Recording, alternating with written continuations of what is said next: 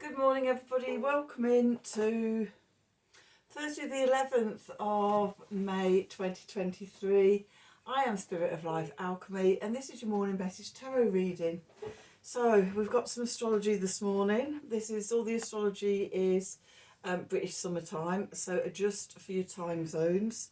So, the moon starts off in Capricorn. It's going to form a square to Jupiter in Aries, so there could be a bit sort of wanting to be building bigger, better, smarter, and just growing things out of all proportion because it's a square, and so the planets are in conflict.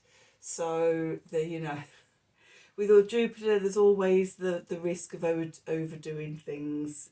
Okay, once the moon moves into Aquarius, straight away it's going to make a conjunction with Pluto, and then it's going to make a square with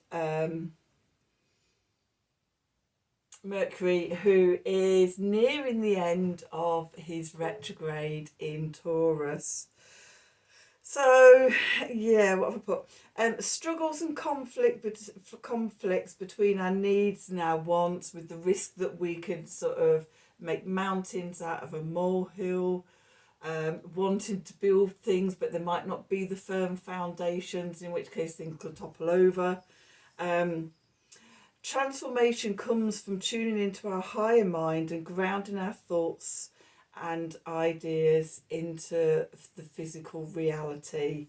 With Mercury retrograding still, it's reflecting, it's reviewing, it's revisiting, and that can be our plans and our ideas, and sort of just going over and consolidating what it is that we're wanting to build out in the world, or what we want to build to make our dreams come true, whatever that may mean for you.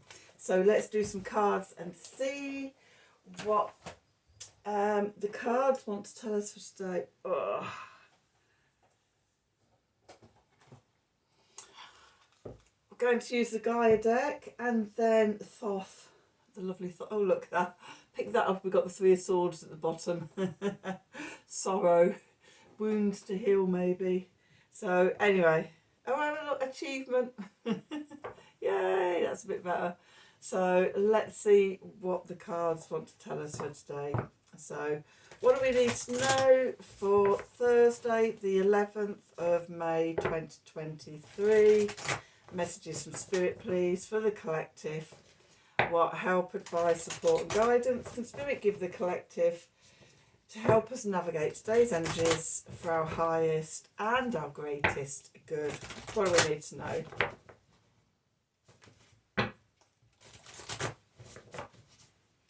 One more. Oh, one of those days where I could just sit and shuffle for hours. What I find normally is the longer you go on shuffling, the deeper the meaning of the reading goes. Okay, let's see. What do we need to know? Okay, at the bottom we've got Ocean of Eternal Love, Healing, Creativity and Fertility. Oh yes, we could do with a little bit of that. That feels very sort of Neptunian and Piscean as an energy. Okay, then we've got Night Wind, Facing Fears, Subconscious Release and Healing. Okay, so maybe diving deep into those oceanic depths to bring up unconscious fears and subconscious emotions and things, bringing them up for a bit to be released so that we can harness the healing and connecting with our creativity and fertility. If we remember, we did have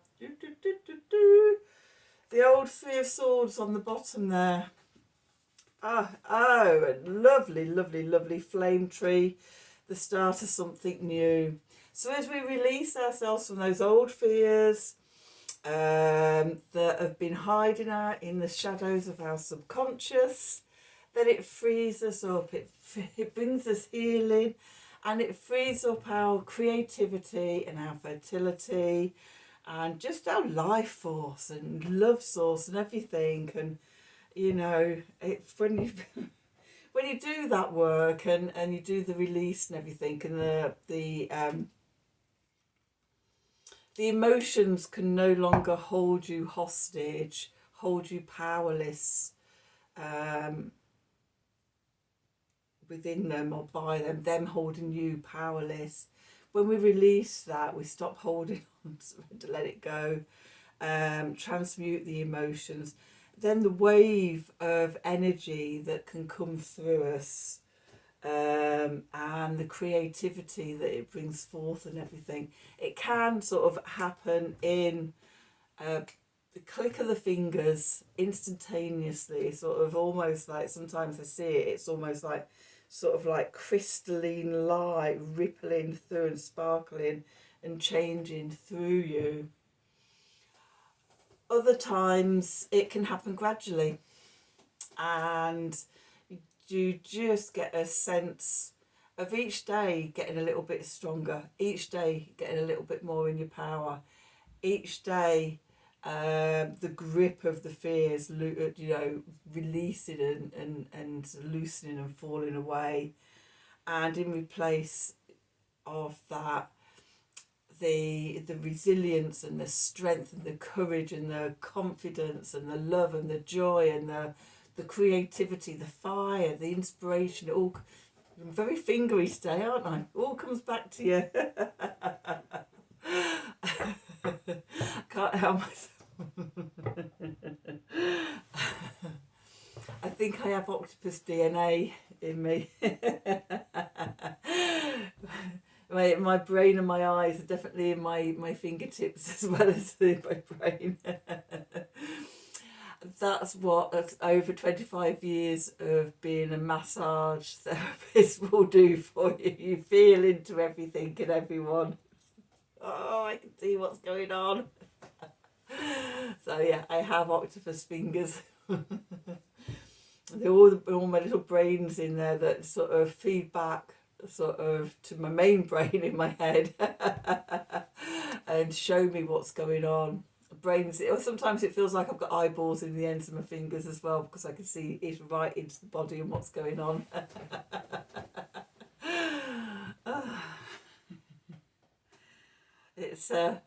It's funny, some of the sort of metaphors we have for the way we do things. I'm absolutely full of them. So yeah, octopus fingers with eyeballs in. Can see what's going on, see round corners. Anyway, back to the reading. So, what do we need to know for today, Thursday, the 11th of May, 2023? Messages from Spirit, please, for the collective. What help, advice, support and guidance can Spirit give the collective to help us navigate today's energies for our highest and our greatest good? What do we need to know? Okay, oops, the GI.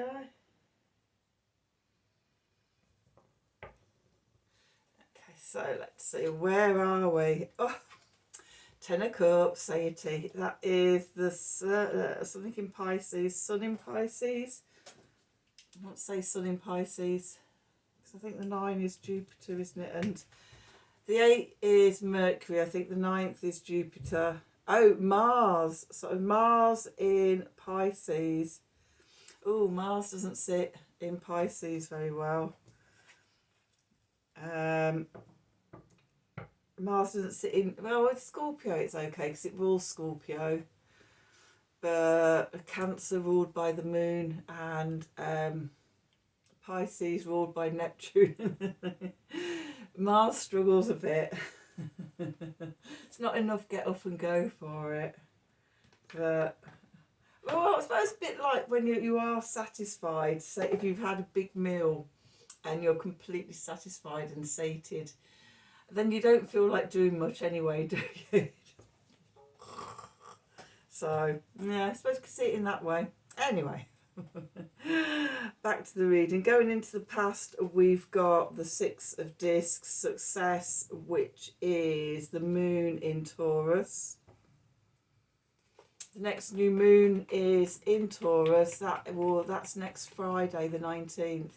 That's UK time. I don't know what time of the day it is. I have brought my moon diary in here somewhere. I've seen it.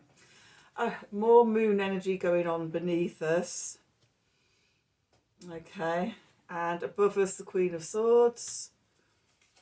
And then we're moving into the King of Wands, or in this deck, the Knight of Wands energy. Clarifies, we've got the Ten of Wands, Saturn in Sagittarius. Oof, that's putting the brakes on things.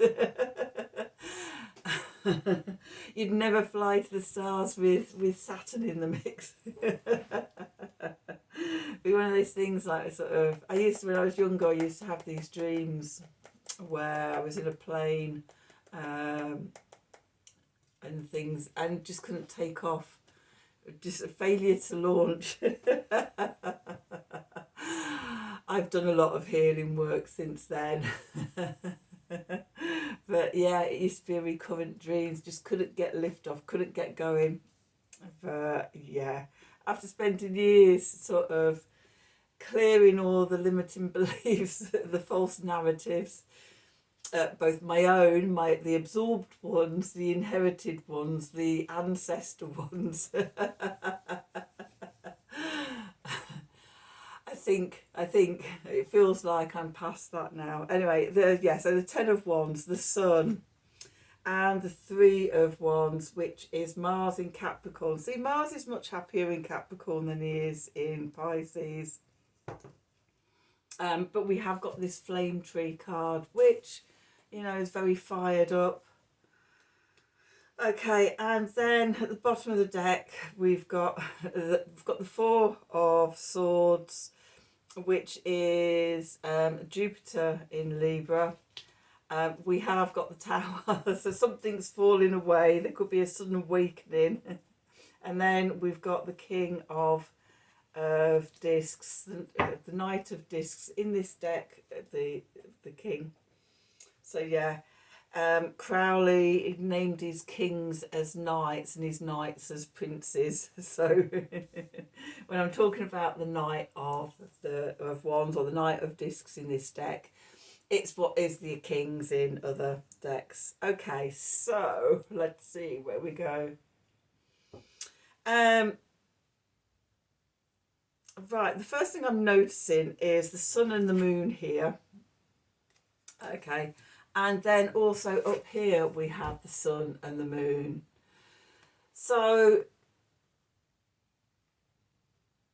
its main message to me is that this is the work of eclipse season. We're still in eclipse season, even though we've had the lunar eclipse and the solar eclipse. We're still in the cycle, and we don't come out of that cycle until we have that new moon in Taurus. Okay, so we're still being influenced, and we're working on whatever came up at the full moon lunar eclipse in Scorpio. We'll be working on it and sort of working towards sort of understanding it, releasing it and everything until the new moon in Taurus. And then sort of the Taurus energy brings us stability and grounding and things. So these two cards are very much that sort of diving deep into the scorpionic waters, facing the fears and the shadows in the depths of the subconscious. But also we've got the opportunity to bring about the healing and release the creativity and the fertility. And as we release that creativity and fertility, that is the beginning of something new.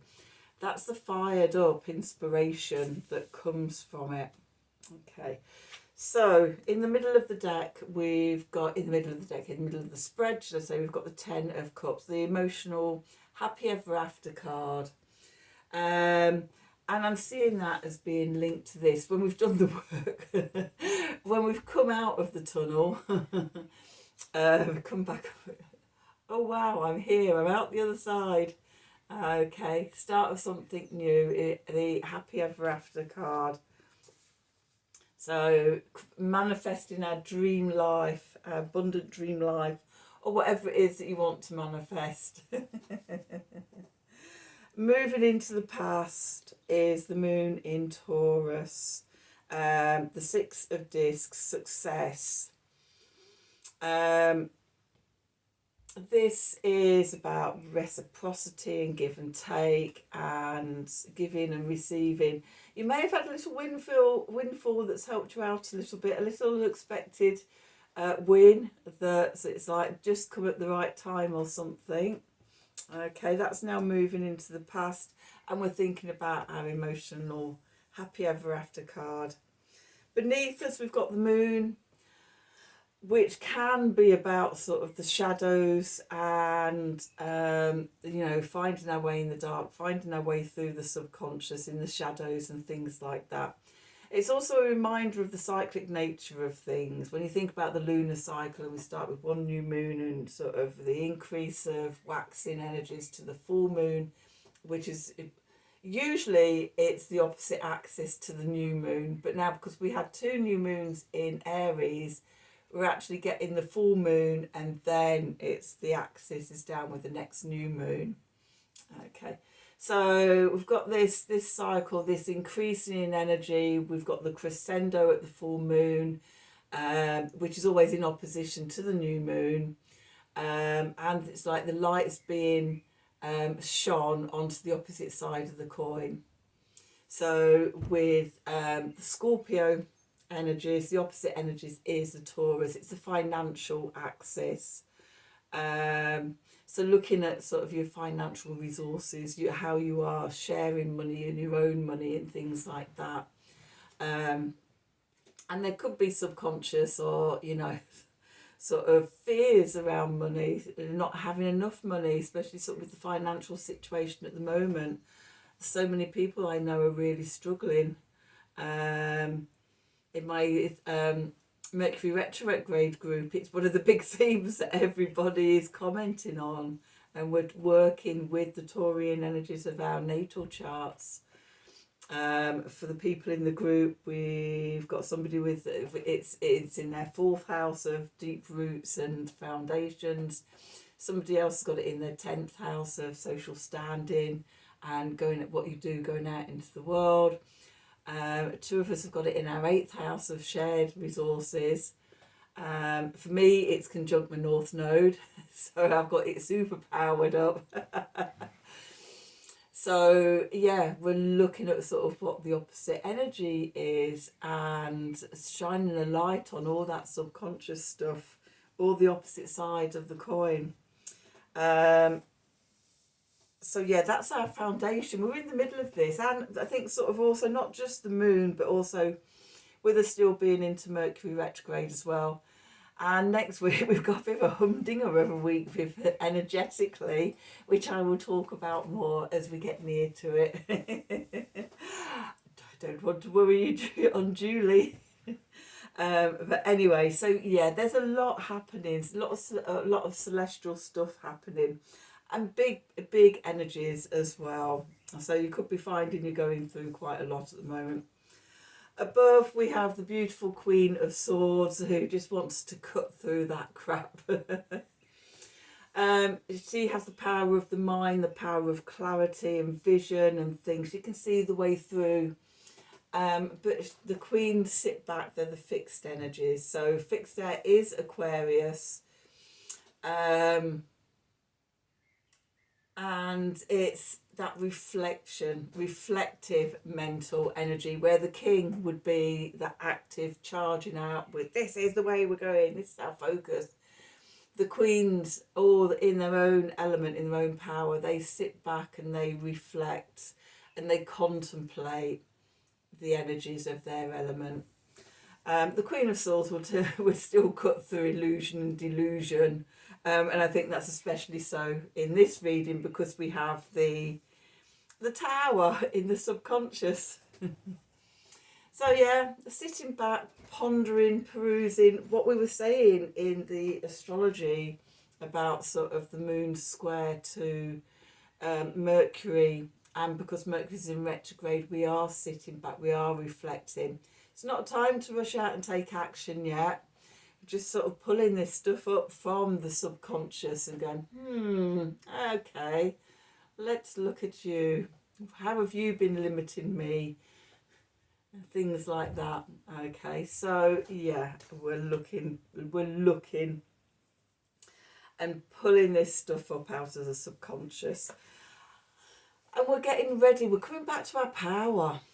The King of Wands. This is Aries energy. Okay, so we're in the lunar cycle of Aries, and it was a double Aries. The last two new moons has been in Aries. So because it was the last new moon, it has an overall rulage, if that's even a word, rulage, over this whole lunar cycle. And just before we get to the new moon in Taurus, the moon will revisit Aries. It'll be sometime next week. Let me just get me, I want to say Tuesday, Wednesday time, because we're quite late into when we have Monday, Tuesday, Wednesday the moon is in Aries. So as Mercury stations direct, there may be, as you reflect on everything and come back to the moon in Aries energies, there may be a time when you can feel yourself reclaiming your power, your inspiration, your energies, ready to go forth. Just put those down there, they're getting on my nerves now. To ride out into your future. The King of Wands is Aries energy, cardinal fire, fire of fire, I am. And it's very sort of riding out, gonna do it energy. Okay, the clarifiers. We might be feeling overburdened. We've got the 10 of Wands here, carrying everybody else's stick. When really just, this is about knowing your no's, knowing your yeses. Do you keep saying yes to things that actually you haven't got the time, the energy, the inclination to actually be involved in, but you feel you're being polite, or you feel you feel the need to? Well, this is telling you to drop all the expectations, all the carrying everybody else's stuff, taking responsibility for everybody else. Just drop it all and keep your own stick. Okay, lighten your load, and that allows you to come back to the sun, to the centre, to you, to your joy, your happiness, your inspiration. It's like, woohoo, look, we're starting something new. I'm shining my light out into the world. Okay, but we come back to our light, we connect back into our light, we started something new, and we're ready to start doing the work. So I think this is going forward to sort of that Mercury stationing direct, and we're gathering ourselves, pulling everything in, ready to come back to ourselves and to be ready to doing the work of moving forward, whatever we're building. So what did Mars in Capricorn. So yeah, getting ready, getting the plans, all stuff all ready, reviewing everything, so that when the energy changes, we're ready to start taking action and ready to start going forward again. In the meantime, what's going on in the subconscious is the Four of Swords. It's healing. And this is Jupiter in Libra. Okay, so thinking about our relationships, expansiveness, in relationships, benevolence in relationships, being supported by those around us. Okay. And then we have the Tower, which is Pluto energy. Actually, in this deck, it's Mars energy. Mars has got another week in in Cancer, moves into Leo on the 20th. So, you know, your swimming lessons might be paying off, and you may not be doing the doggy paddle anymore. You might be able to do, you might be doing a nice Mars breaststroke towards the end of Cancer. You say, I've got this water lark under my belt now, I'm okay. Especially because Venus is now also in Cancer, which, you know, reduces the struggle. We could get breakthrough again. You know, the start of something new. Often, sort of the old has to be sort of relinquished. We've got the healing here from the first two cards. So something's coming up for healing. We're healing it. The old's falling away. We either, you know, actively dismantle the tower to move forward, releasing ourselves from the old patterns and things like that. Or if we try clinging on, then it's just going to fall down and collapse around us. There's going to be a strike of lightning from above and the whole caboodle's going to collapse. But it opens up something new. Okay. And what it opens up is building something that's much more grounded, much more secure, firmer foundations. We'll bring in the money, we'll bring in the security, we'll bring in the abundance, whatever that means to you, and however it is for you. That fire of earth, that cardinal fire, that Capricorn energy of building something secure. But coming back to your own authority as well is very much the Capricorn energies for me. And as we dance with Pluto between the end of Capricorn and the beginning of Aries, it's now retrograding back towards Capricorn.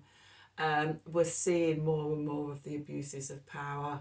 We're seeing where we've been lied to by the authorities, where we've given our power away to others. And this really is a big, strong time of reclaiming your empowerment, reclaiming your knowing and your sense of truth and your trust in yourself and things like that. And standing on your own 2 feet is a message that's just come into my head. So that might be a message for somebody. But anyway, whatever. So that's your reading for today. I hope you enjoyed it. I hope it resonated for you. If it did, please do like, share and subscribe to the channel. Just look at the clock and it's 5:55. So, woohoo! That's the number of chaos. 5 is the disruptor. 5 is creative change, but often it can be destruction to create the new. So maybe there are towers crumbling all around for us, but you know, I've always found in the past, whenever I've had a major tower moment in my life, it's just cleared the way for things that are a lot better. So big on the towers. So yeah, anyway, that's today's reading. I hope you enjoyed it. I hope it resonated for you. If it did, please do like, share and subscribe to the channel. Click on the wiggly bell wherever it is for notifications when I'm releasing readings. If you'd like a personal reading from me, then please email me at the email address below this video in the descriptions box. Have a wonderful day, and until tomorrow, thank you for watching.